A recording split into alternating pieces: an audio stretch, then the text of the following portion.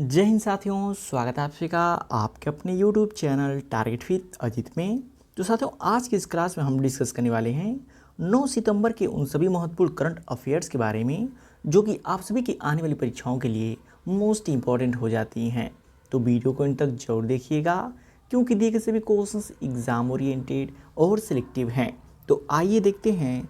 जैसे पहला प्रश्न है, विश्व का पहला उच्च ऊंचाई वाला पैरा खेल केंद्र किस शहर में प्रस्तावित है। मोस्ट इंपॉर्टेंट क्वेश्चन साथियों पहला ही होता है क्योंकि हाल ही में हुए पीईटी के परीक्षा में सबसे अधिक खेल से एग्जाम में क्वेश्चन पूछे गए थे। तो बात करें विश्व का पहला ऊंचाई वाला पैरा खेल केंद्र किस शहर में प्रस्तावित है, तो याद रखिएगा लेह में।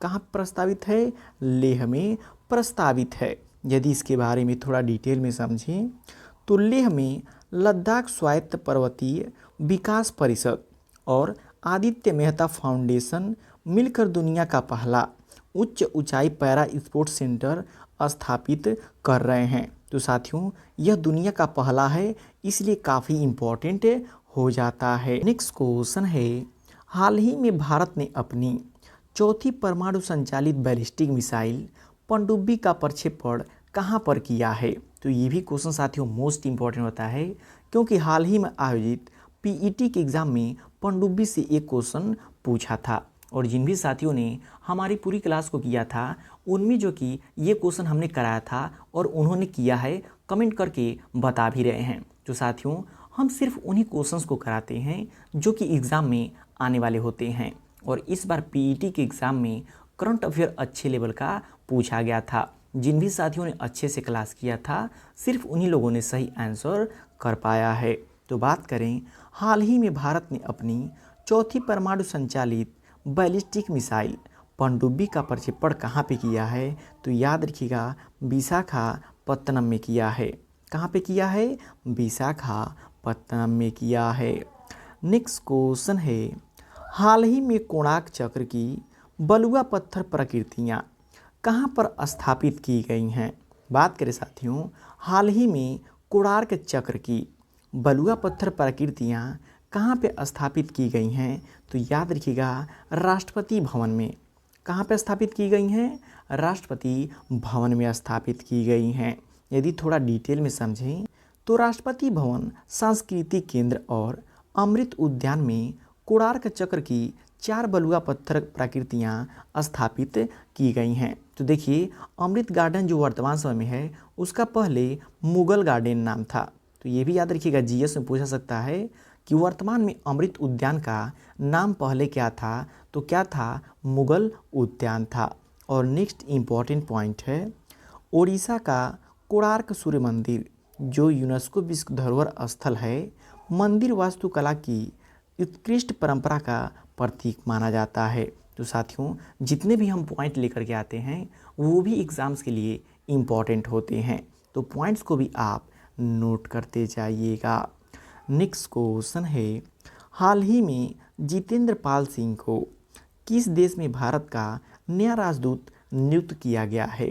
तो देखिए, जो भी हाल फिलहाल में देश चर्चे में होते हैं उनमें जो भी राजदूत नियुक्त किए जाते हैं वो एग्ज़ाम की दृष्टि से काफ़ी इम्पॉर्टेंट होते हैं। तो याद रखिएगा, हाल ही में जितेंद्र पाल सिंह को इजराइल देश का जो कि भारत का राजदूत नियुक्त किया गया है। तो साथियों, क्वेश्चन का लेवल आप सभी लोग को देख के पता चल रहा होगा कि दिए गए सभी क्वेश्चंस एग्जाम ओरिएंटेड और सिलेक्टिव हैं।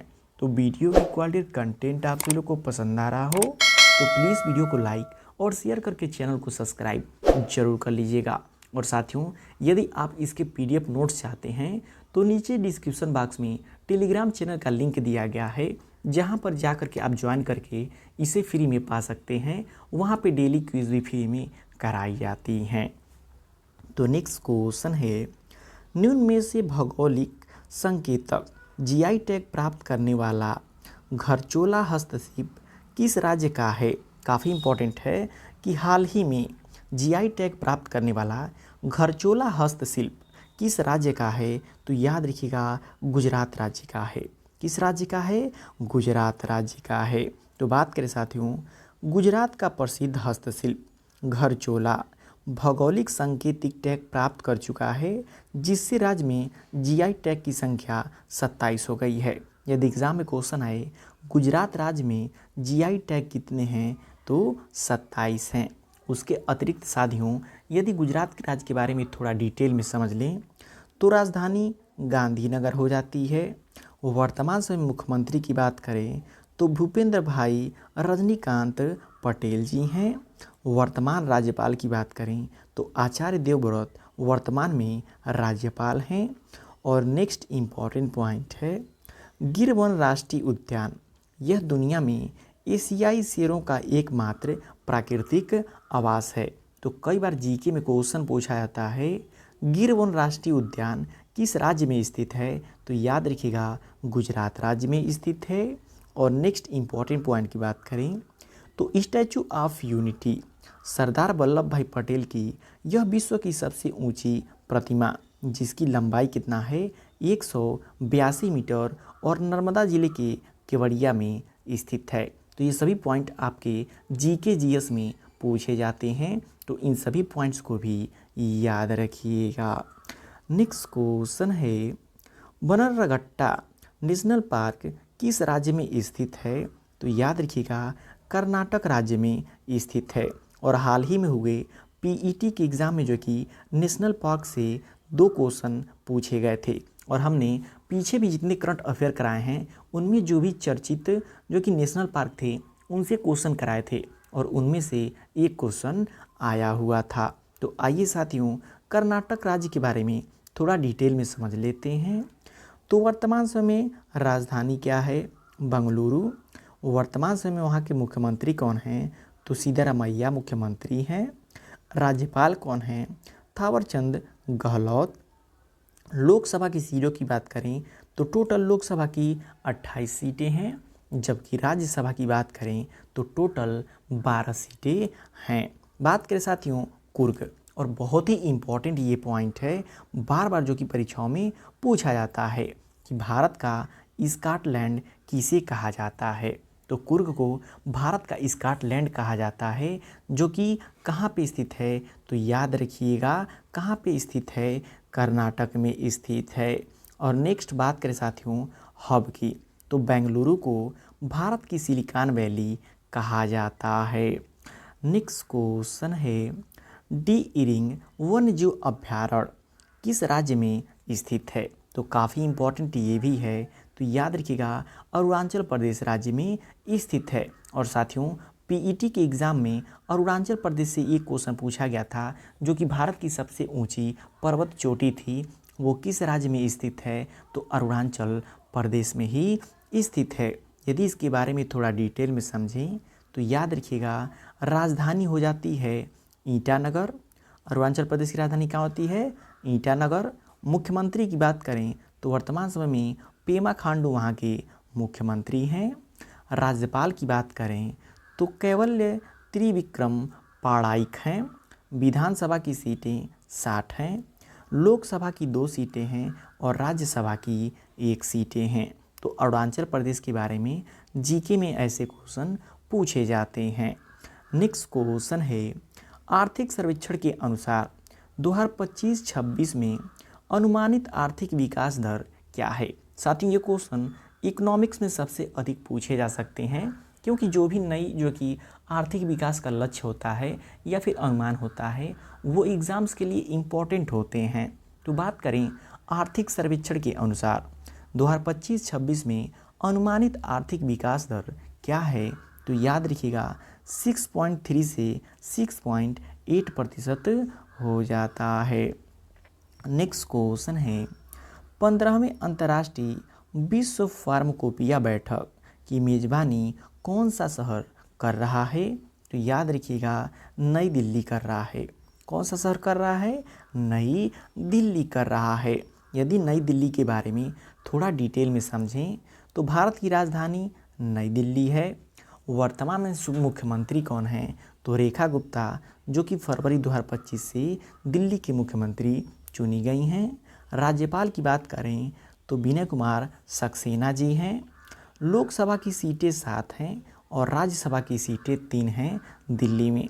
और भूगोल इम्पॉर्टेंट हो जाता है कि यमुना नदी के पश्चिमी तट पर दिल्ली स्थित है, इसलिए वर्तमान समय में जो कि दिल्ली में यमुना नदी में जलस्तर बढ़ने के कारण वहाँ पे बाढ़ आ गई है।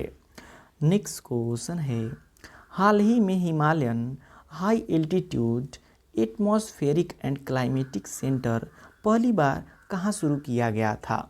तो बात करा साथियों पहली बार, और जो भी भारत में पहली बार होता है वो काफ़ी इम्पॉर्टेंट होता है आने वाली एग्ज़ाम्स के लिए। तो राइट आंसर ऑप्शन ए हो जाएगा, ऊधमपुर जम्मू और कश्मीर में। कहाँ पे? ऊधमपुर जम्मू और कश्मीर में। नेक्स्ट क्वेश्चन है, हाल ही में दुनिया की 17वीं एथनिक पासपोर्ट प्रबंधन इकाई का उद्घाटन किस शहर में हुआ है?